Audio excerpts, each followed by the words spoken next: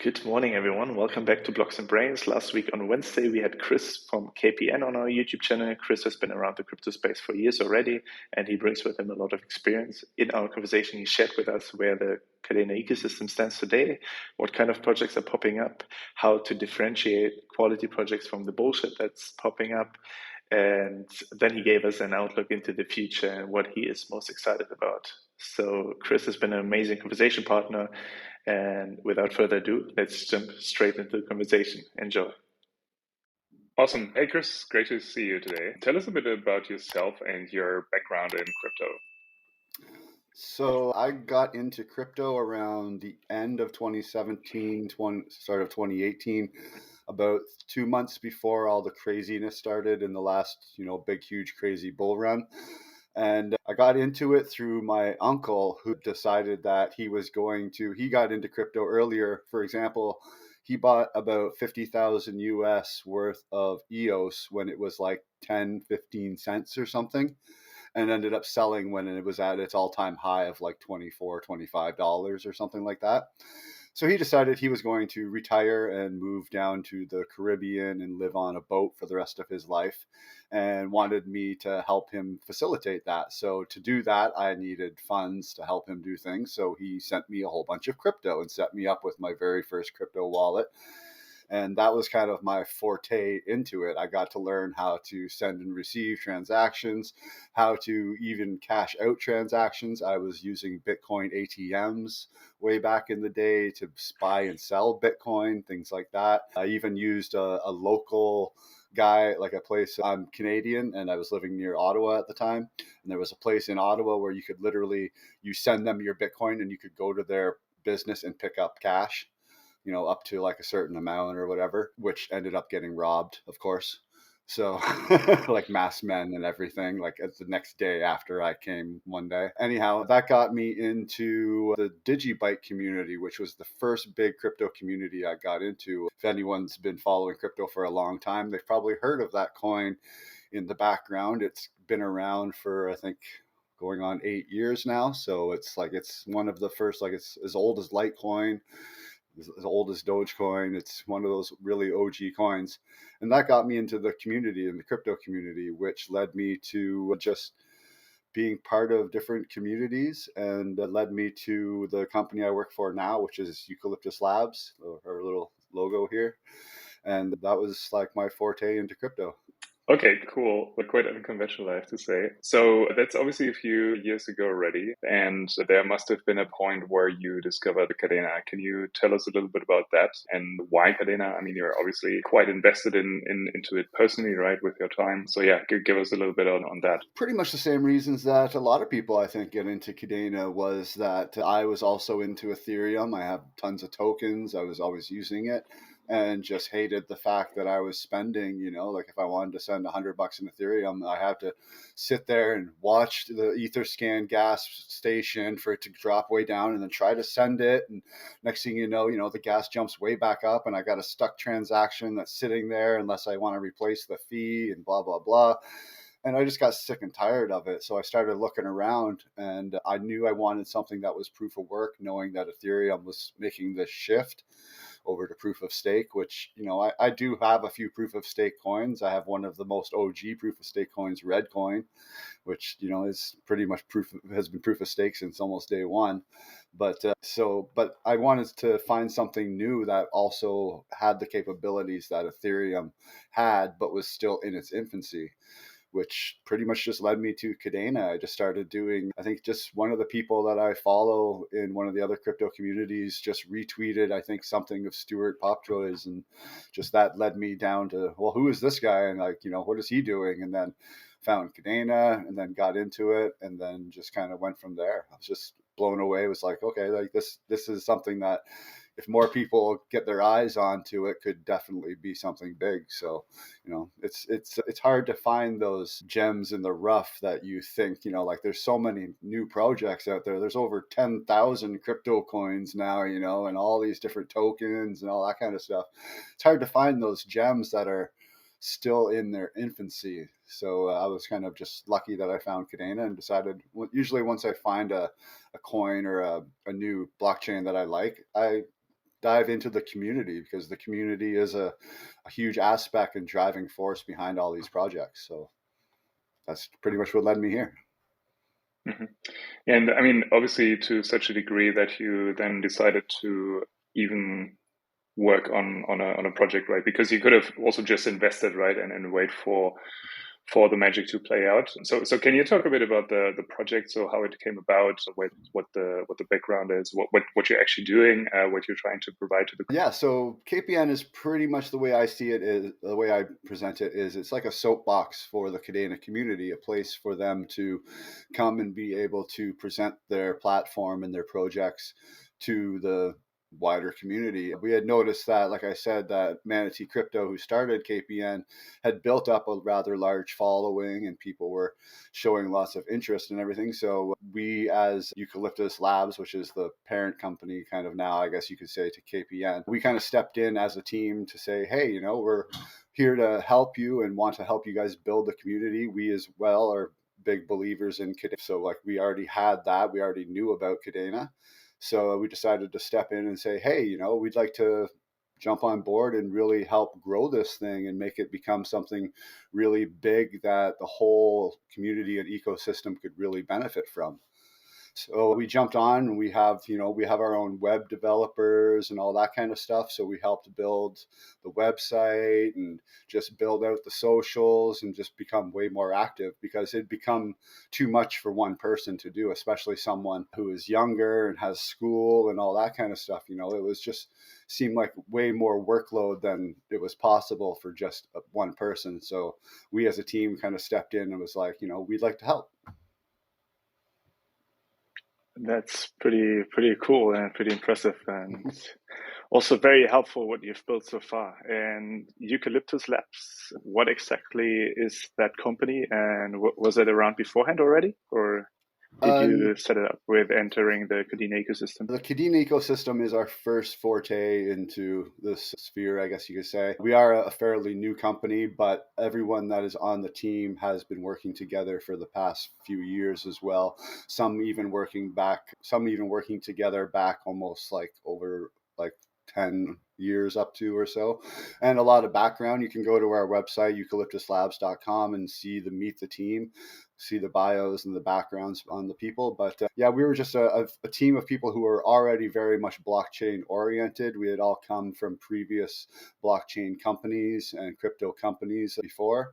So we just saw an opportunity to all come together to form Eucalyptus Labs, which really is we're a provider of crypto services. We all have crypto background and knowledge. For example, myself and Michelle, we have both experience in community management. I've been part of many communities, helped run Telegram, Discord channels, Twitters, all that kind of stuff. For a while, I was part of the official Digibyte Twitter handle, like had access to being able to tweet through it, things like that. So I grew a responsibility like with these communities. So it was an opportunity for us to just really just come in and say, hey, you know, we're a team that can really help this community. And that's kind of what we did. And we're going to just keep on working on it and keep building it to try to make it the best that it is. And we have other things in the works as well, other projects that I can't really speak too much about, but we are working as well. We do speak with the Kadena team. We have communications with some of their members. They aren't the easiest people to get a hold of, obviously not super talkative, but we do speak to them, and hopefully we'll be working with them a little bit more closely just to try to get communication lines open and get more things open to the community, because that's really, community is a very driving force in any blockchain and any project. So without them, if you don't have somebody out there supporting you, what are you really building for, right? Understood. And we will also provide all the relevant links for anyone who is interested in who is behind the team and what is Eucalyptus Labs about. We will all provide it in the video description. And talking about KPN, how do you find new projects on the Kadena ecosystem, and how do you approach them? So we are always constantly watching Twitter, watching the socials, Telegram for people to say, hey, here's a new project.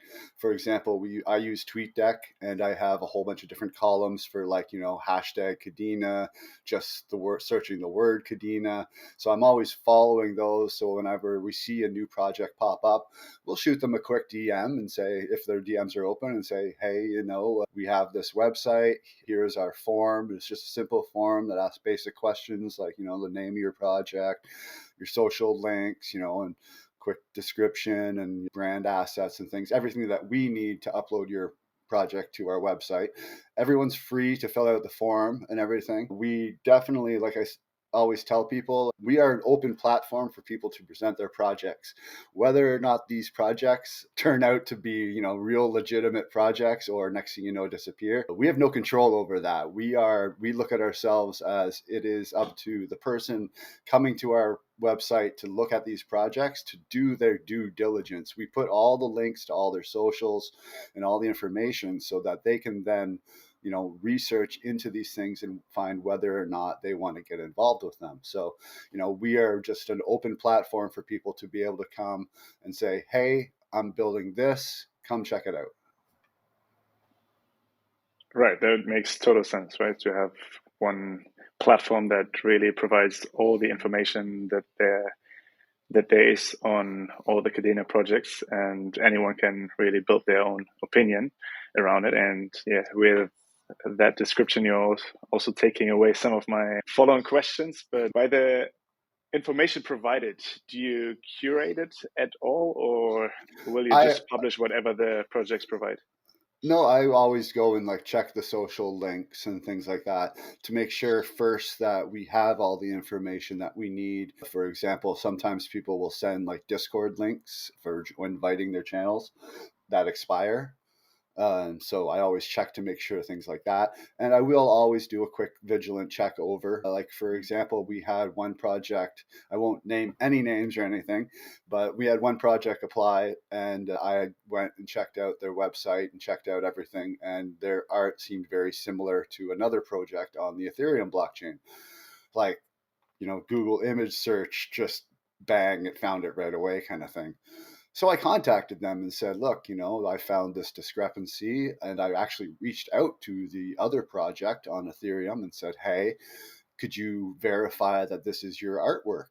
And they were like, yeah, that is our artwork. And so I ended up getting those two projects to communicate with each other.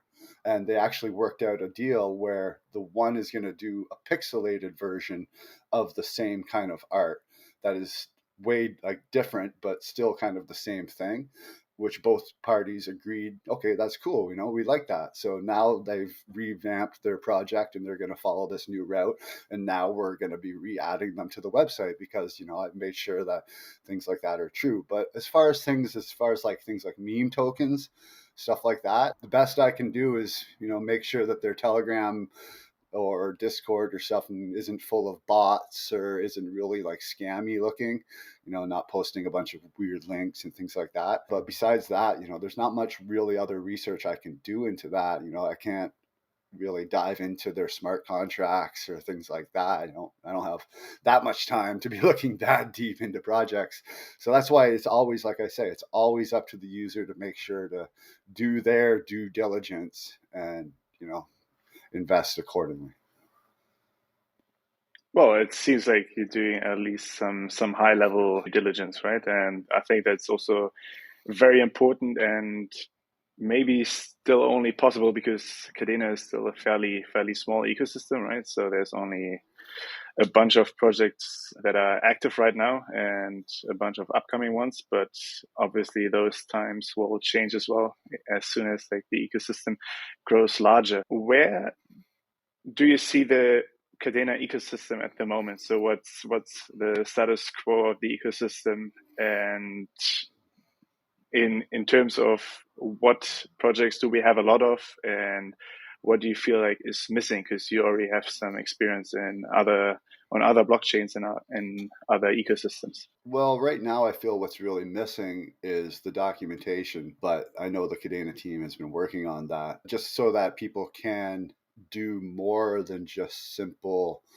NFTs and simple meme token kind of things. There's so much more that's can be done with the pack contract, but it's just it needs a little bit more fine tuning in the background as well as documentation to make it so that people can build a little bit easier and understand, what exactly is possible. I know we've had some problems lately with other big name projects deciding not to possibly build on Kadena because of the faults of the programming right now as it stands. So, there is those limitations that they're going to have to get over. But besides that, there is a pretty good array of NFT projects and other projects building on Kadena, I feel, right now. It's just a matter of getting down to the ones that are real and that are wanting to actually build and contribute to the ecosystem as a whole and not just do it for themselves kind of thing. I can tell there's a lot of projects out there that are just, let's try to get as much Kadena out of people as we can now while the price is low kind of mentality, and not really give a shit about what they're actually building and presenting to the community, which is, it's unescapable. You're going to get that everywhere. That's kind of what crypto is, and another reason why crypto gets a bad name in a way is but it's slowly shifting. I feel more towards, like, I'm seeing a lot of the more of the projects that are presenting themselves and sending in their information for our website and stuff seem very much more legit and wanting to provide a service and not just, NFT launchpad marketplace game. NFT launchpad marketplace game. It's like that seems to be the running thing, that everyone's promising the same things. And again, is another thing that I see too, is the over promising, like people with 3D models of NFTs that say they're going to build these crazy games and stuff. You have no idea how much it costs to build a game. Like, even building a game, like, sure, you can use Unreal Engine at home on your own PC and build the graphics and things like that.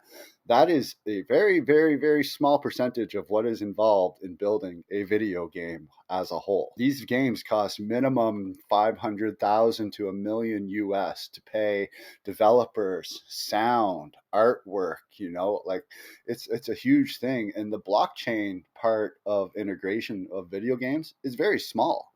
The blockchain is not used really much at all in the video game itself. It's just linked for things like if you're going to have in-game transactions or securing your profile. Like, your profile could be an NFT, which is secured through your private keys. Like, so example, like, if you had a World of Warcraft, imagine if your World of Warcraft account was actually an NFT, and the only way you could log into World of Warcraft is by, like, scanning a QR code on their website and signing it with your private key. That would mean no one could steal your World of Warcraft account. Only you would have access to it through your private key. So, like, there is definitely a use of blockchain integration for games, but it's just, I feel like projects need to focus more on building first and having something, and then ask for money. Like, have something first besides just a website and a white paper. Have something tangible that you can show people, even if it's even if it's art, even if it's just really anything, like some kind of coding, anything that shows, we are actually building something real and tangible that has utility and use case for the ecosystem. Sorry, Right. that's kind of a roundabout answer. Yeah. Yeah, but I mean, that also shows that there's like someone who has a lot of experience in crypto, and also like in all like digital realm in terms of like gaming and everything, and that it's not that easy. It's like basically every project promises you an NFT game, and Or even metaverse. on the exactly, People keep and saying, even on the Ethereum blockchain. we're going to build this metaverse, and it's like, you realize, like, Facebook is spending tens of millions of dollars to build their metaverse, and it's not even functional. And, like, the metaverses that we do have working right now are okay, but if you go into them and you get more than like 100 people in Decentraland in one spot, you're like, walking through the land, like it can't process fast enough. It can't do these certain things. So we're still, and you got to realize those companies that built those metaverses spent way more than any of these NFT projects are ever going to bring in, on all their services and all the stuff that's involved with it. So it's just less over promising and more delivering. Like I say, we always had in the Digibyte community, we always had a saying of under promise and over deliver. Always bring more to the table than what you actually tell people about. That makes sense. And do you see this entire overpromising as a legal issue as well? Because if the project cannot actually deliver on what they promise, well, yeah, that might they also have some responsibility towards their investors, right? They do, depending on, of course, your jurisdiction yourself. For example, I'm up in Canada. So if I see an IDO that isn't through KD Launch or something like that, and they just do it through their own website kind of thing, if you're in Canada or the United States, you may not want to get involved with those kind of things because those are definite securities. They are promising all this stuff and asking for money first. That's a fail of the Howey test right there. That's it. You're deemed a security. You have to be very careful. That's why I wish I could get involved with IDOs. I would have gotten right into the arcade one on KD Launch and the dock one. Like I would have gotten involved in all these, but I legally am not allowed to unless I become a vested investor and all this kind of stuff and go through all this paperwork and all this kind of stuff. But at the same time, I understand why it is that way. It's to protect you from, potential rug pulls in the future. These people just walking off with all your money. So it's always, it's always buyer beware. Do your own research and take the risks that you're willing to take. But you can make a quick buck now, but in the long run, it's not sustainable and can come back around to haunt you. So I just always prefer to, keeping everything safe and just doing everything by the books. It's the safest way. That makes perfect sense. And talking about rug pulls, we've seen the first wave of meme coins arriving on Kadena. Do you see them as an important part of blockchain ecosystem, or do you think they might draw some attention to the blockchain, but in the end they don't have any sustainable value created? That comes down to if they provide any real utility and actually do anything with the money they raise from the funds. So if, for example, if a coin was to come out and say, oh, we're gonna be a meme token, but this meme token is going to actually have utility and use case to it, then possibly, it all really comes down to the team behind them. Like, for example, I think right now we're up to 3 or 4K Doge coins all building at the exact same time. It's like I personally myself I don't mess with any of these coins at all. I don't bother. Like, yeah, I could make a quick 800% gain in a day if I wanted to, but at the same time, I feel like it doesn't really provide much to the ecosystem. It's providing some transactions on the network, maybe to bump up the network transactions and make Kadena look a little better that way. But in the long run, no, I don't see any real utility in most of them. I see them mostly as like I said, it's a grab to fill up as much as you can on Kadena right now before the price takes off. And I feel like a lot of people are, once they've learned enough to run the code and make a coin and everything, that, all they got to do is put it up on KD Swap, throw 100 KDA in as liquidity, and off we go. Like, next thing you know, everyone's wanting to buy it and build up a Telegram channel and spam all the other Telegram channels your link, and get a couple hundred people to come in and spend 50 to 100 KDA each. And then, it is what it is. You're not going to get away from it, But at the same time, no, I don't feel like they provide any real utility to Kadena and will come and go. Like they think they're going to actually be the next Dogecoin. And quite honestly, Dogecoin was created as a meme, but even the guy that founded it said that what it's used for is flipping into Bitcoin. He's like, you buy a whole bunch of Doge when it goes low, wait for it to pump high, and then flip it for Bitcoin. Like that's literally what the founder pretty much came out and said. Yeah, that's what I made Dogecoin for. It's just a meme. It's not made to have any real use case or anything like that. Like if people actually look into Doge, it's got an infinite supply. Every time there's transactions done, it creates more coins, like it's continual thing. So, but no, I don't really see any real future in these meme coins on Kadena, and it doesn't really, it's not bringing any major investors into Kadena. Right. Yeah. No big companies are going to look at, these meme coins and say, oh man, we got to build on Kadena because, this meme coin just did 1,000 times in 2 days. Like, no, that doesn't really mean anything. So no, I don't see a future there. Right. Yeah. Yeah. The other day I listened to a Financial Times podcast about, I think it was called The Skeptic's View to Crypto. And the Dogecoin founder was interviewed as well, and he described crypto as a cockroach that's not gonna die. And yeah, he's talking a lot about the bigger fools theory, and obviously you have that on Kadena as well already. But there's also a lot of quality projects out there, right? So Oh, yeah. let's maybe get the way back to what Kadena is actually about, and I wanted to ask you if there's any direct or indirect competitors to KPN on the Kadena ecosystem at the moment. Not currently, but there are new groups and new people coming forward. It seems like every week, and like Action CEO has been doing great roundtables.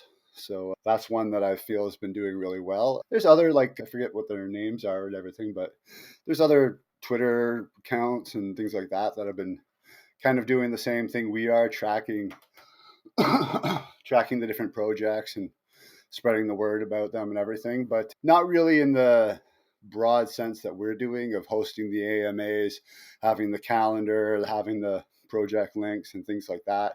But again, a lot of those people are just one or two people, and we're a full team. So we kind of have an advantage that way to be able to, like, this is my full-time job, taking care of doing this. So people don't have, a lot of people are just doing it, in their off time. So we kind of have an advantage there. So it's not really a fair comparison, because a lot of these people are, just doing it in their free time because they like KPN and want to see it succeed and want to be part of the system. So we definitely welcome anybody that wants to help spread the word of KPN and spread the word of Kadena as a whole, and just get out there and just spread the word, build communities your own and everything like that. If you want to build a community and actually have like a name and social links and all that kind of stuff, we're more than welcome to share you on our website. We're not, we don't really look at it as competition. It's more of just another project building on Kadena and wanting to spread the word, so the more the merrier, I say.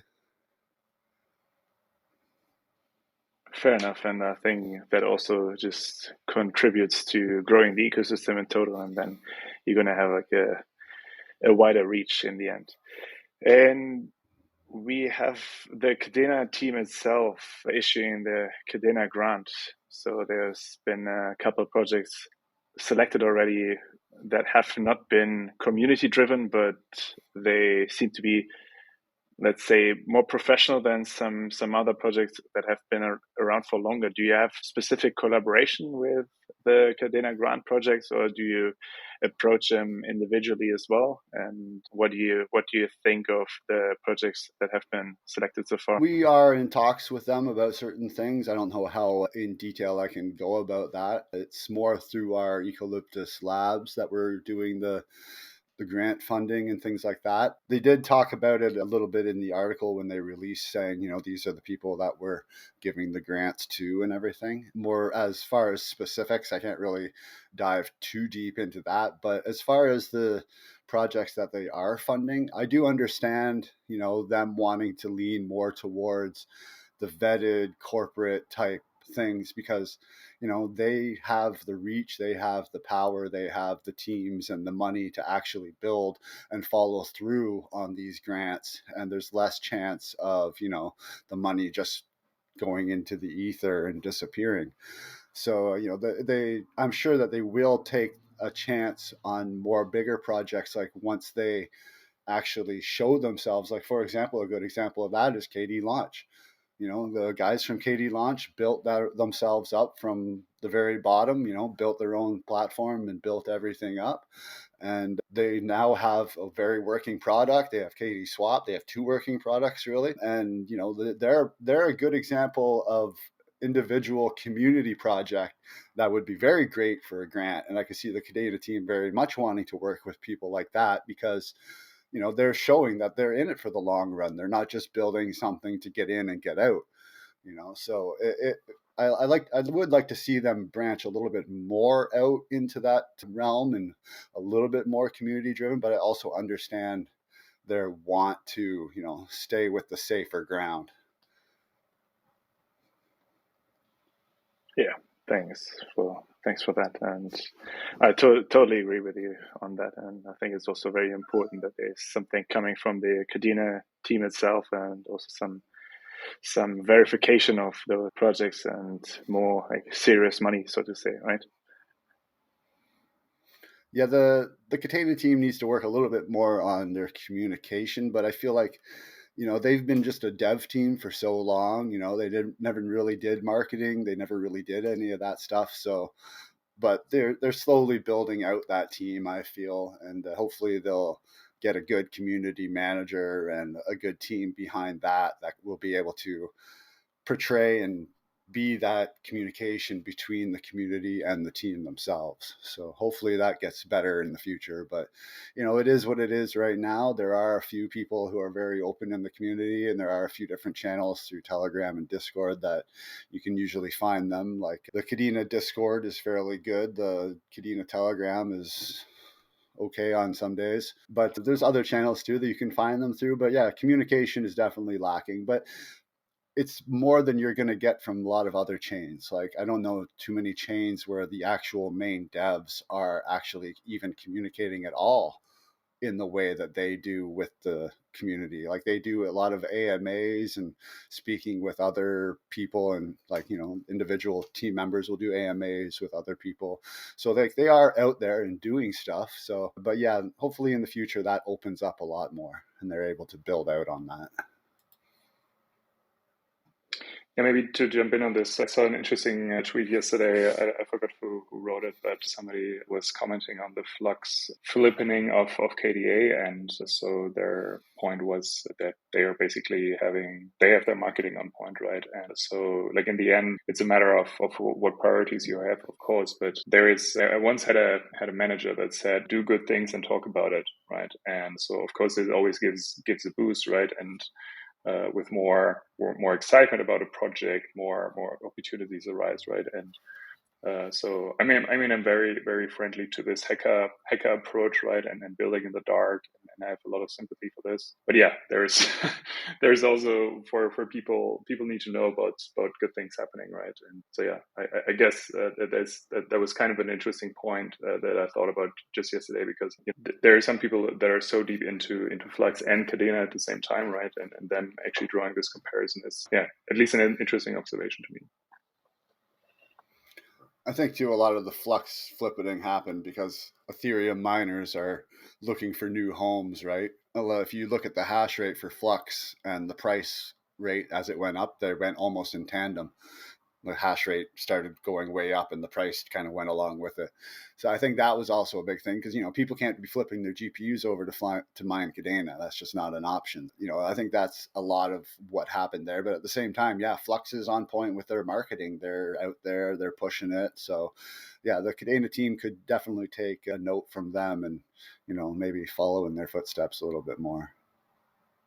Because yeah, there is a lot of cross integration between the two. So hopefully that gets figured out more in the future. Yeah.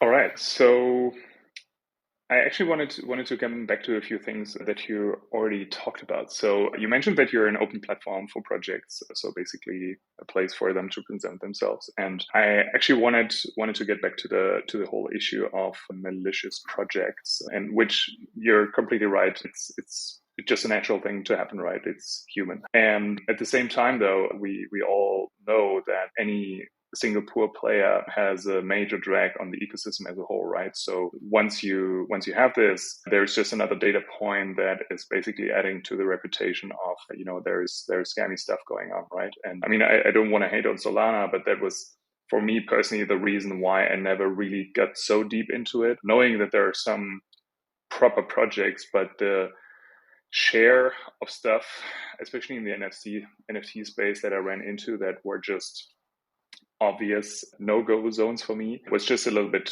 too high overall. Now, the question I wanted to ask you was, even if you don't put such a filter on the projects that you're listing on the site, when you're applying your personal filter, what aspects are you looking at in particular, and what are some red flags around projects for you? And then the second part of this would be, if you were to build like a shield or a safeguard around the ecosystem or within the ecosystem, how would you go? So as far as what I do personally when I look through, so a project goes in and fills out our form and puts all their information in. The first thing I will do is, if they have a Twitter account, I will go to their Twitter, see how many tweets they have, see when they joined. If they're a brand new fresh account, then that's kind of a red flag for me. Like if I go there and it literally says, created September 2022, then that's kind of a red flag. Like, you just made your Twitter. Now, that being said, if they have a website already built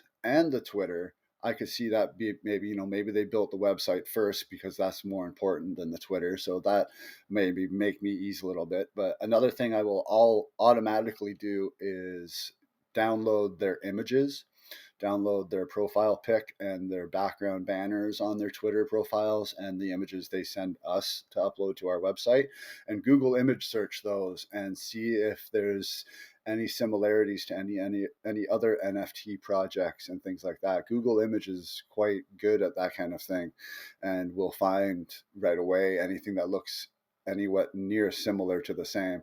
And like I said, I have found projects that were very similar to the other ones, but at the same time, I can only look at things so far and provide my own hit and miss filter that I have for my personal self. But like I said, unless if they fill out all the information and all they have is a Twitter account and that's it, usually and if they provide me an email to contact them, we'll send a quick email saying, hey, I see you're just starting your project and it's very infancy. Please contact us when you have more information or more to share, and we'll be more than willing to add you to our platform. But at the same time, again, it's just people really need to look into themselves. As far as what we've been discussing different ways to possibly implement a system on the website for the community to help decide which projects they want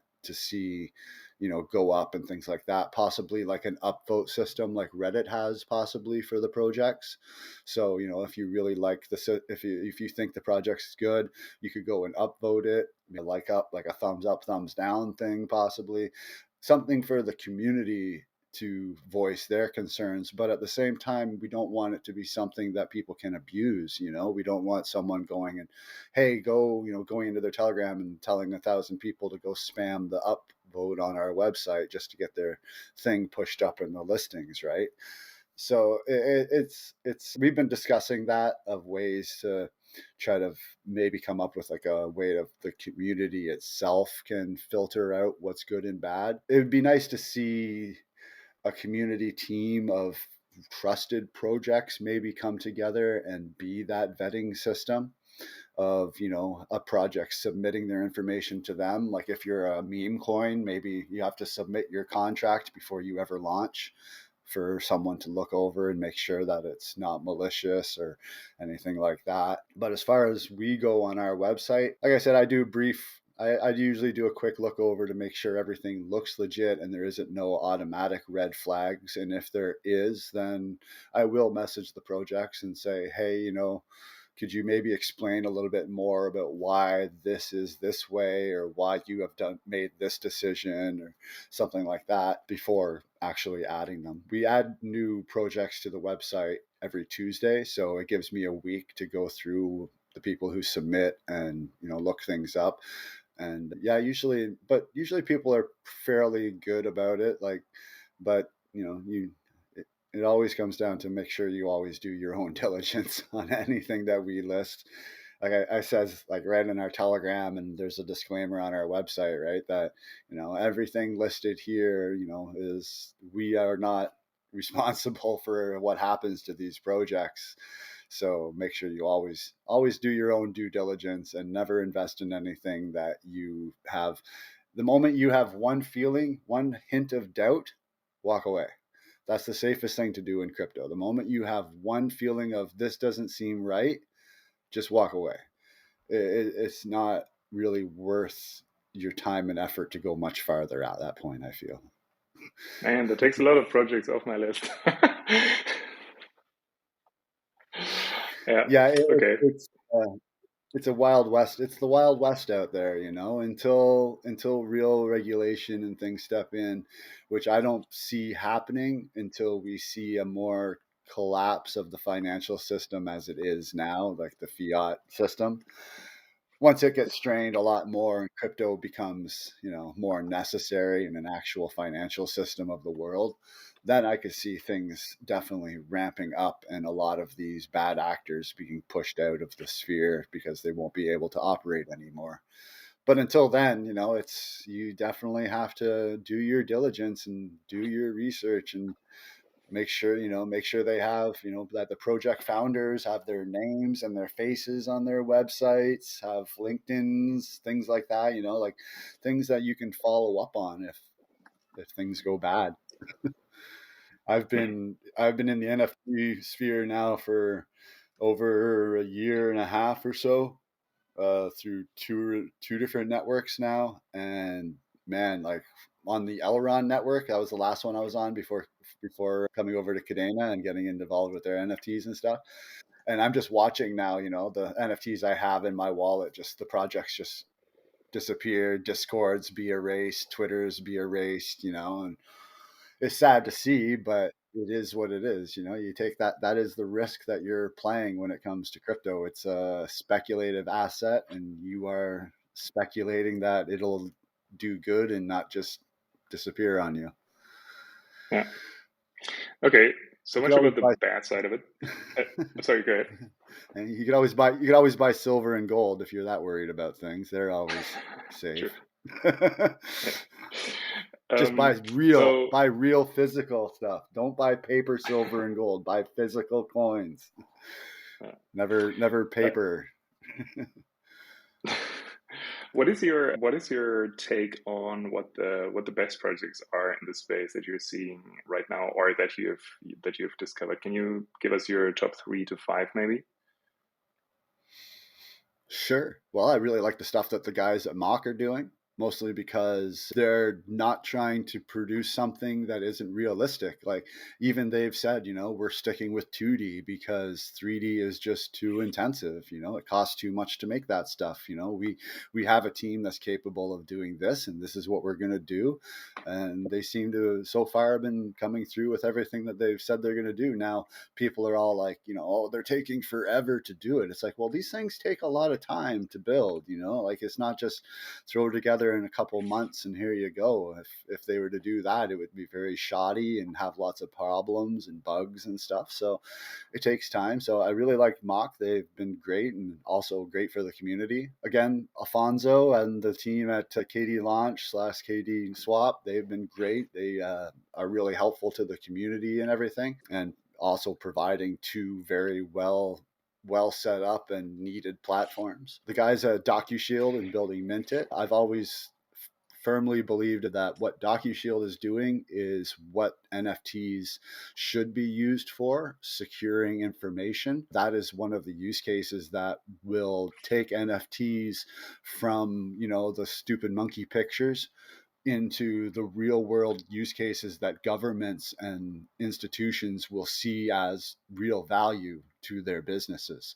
Like I always said, could you imagine if your government had an app where all of your medical files and all that stuff were in an NFT that only you had access to through your private key? And when you go to the doctor's office, you give him access to your records by putting in your password or whatever in this app or scanning your fingerprint, and then the doctor adds his notes to the records, and then they get locked back into your wallet and your NFT, and you have it with you everywhere you go, and it's secure, it's safe, you have it, no one else can access it. That's the future of NFTs, where I see it going and actually being used as a real world. So any project that's building use cases like that, I think are definitely going to see long-term success. And then also another project that's been building that is really quiet and not really doing much, because I'm pretty sure it's just one guy, is Proof Records. He wants to do kind of like Bandcamp, but through NFTs, so that artists could then upload their music to an NFT and people could buy it, for 99 cents or whatever through his platform. And it's a way for artists to be able to get their music out there to the public in a safe and secure manner. So that's another one that I really like talking to. There's been a lot of really great projects that I've done AMAs with that I was very surprised that, wow, these guys are really know their stuff and really want to do things correctly. There's a lot of the different mining groups, Kadena Mining Club, Kadena Hashing, Core, they're all doing great things, just slightly different each one. So that's another great use case that's not just art and just basic art utility. Even you guys with Alpha Slayers, providing another good example of a good use case of bringing together, building another way of building community on top of NFTs and bringing another use case. So there's tons of great projects out there. People just have to wade through a little bit of crap to get to them. That's all. But like you said, that's the same on any network. You saw that with Selena, there's so much other stuff that you have to wade through to get to the real solid projects, but there's more of those coming every day, it feels like. So, and like I said, as time goes on, the other ones will just kind of fade away because they're not sustainable. Mm-hmm. Yeah, so as with any project, right? There always has to be a reason to be, right? Raison d'être. And yeah, so same with meme coins, right? Most of these meme coins are never gonna make it anywhere, right? And it's essentially a gamble, as you were pointing. So turning back to basically closing the circle and turning back to KPN, what does your own roadmap look like? So will your platform continue to be a purely informational character, or do you have other plans in mind, like YouTube channel, newsletter of some sort, or any kind of products you're planning to launch? Mostly we're just a community platform for people to present their projects. We are starting a YouTube channel. I'm in the process right now of, we did have a SoundCloud where I was going through and taking all of the recordings from all of our previous Twitter Space AMAs and uploading them to SoundCloud as well. Going through the process right now of converting those into videos and uploading those to our YouTube. Our YouTube will also possibly, that'll be now another option that we can offer people for AMAs, because of the fact that, I could possibly stream from my location or do it like this through a web type service and rebroadcast the AMAs afterwards. But we are branching out into more things. But as far as for example, we had someone ask us if they were going to have our own token or NFT or anything. We have no plans on building anything like that. We're as a company, Eucalyptus Labs, we're busy building other things in the background. We don't really have time to be focused on building an NFT and running that, because there's a lot more. We don't want to just put out an NFT just for the sake of saying, we have an NFT. If we were going to do something like that, it would be something that would have utility and bring use to the website and use to the actual community itself. So, but you never know what's going to happen in the future. So we're still very early, and plans may change in the future as the community grows and we bring on more people. Like, it's getting to the point now where we may have to start looking into bringing more people onto the KPN team to just help out with AMAs and scheduling and things like that as we get more busy and more projects are out there. So you never know what the future holds, but we're just going to keep pumping away here and just keep trying to keep up with this crazy fast growing community, and hopefully, just like I said, just keep building for the future. Yeah.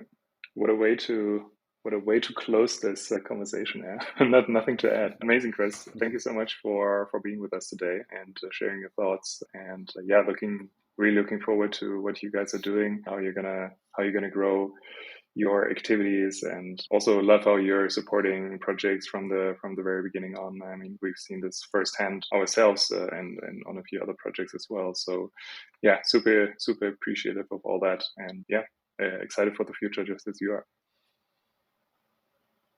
Yeah, thank you very much for having me. It was great coming out to talk to you guys. It's not often that I'm the person being interviewed. I'm usually used to the one asking the questions. So it was a little nice being on this side of things. So yeah, I'm more than welcome, more than happy to come back anytime you guys want to have me. So thank you very much. Yeah.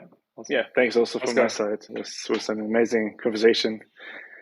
And maybe to close things off, what is like the one thing that gives you most hope for the Kadena ecosystem? What gives me the most hope is just the fact that people are just really out there, and there is a good solid group of people in the community that truly do want to see Kadena succeed and truly do want it to become the next type of Ethereum type big huge success thing. And as long as we have those people behind the community and helping each other drive, and keeping the bad actors at bay, I don't see anywhere that Kadena can't go. So hopefully that will be enough to keep the ship afloat.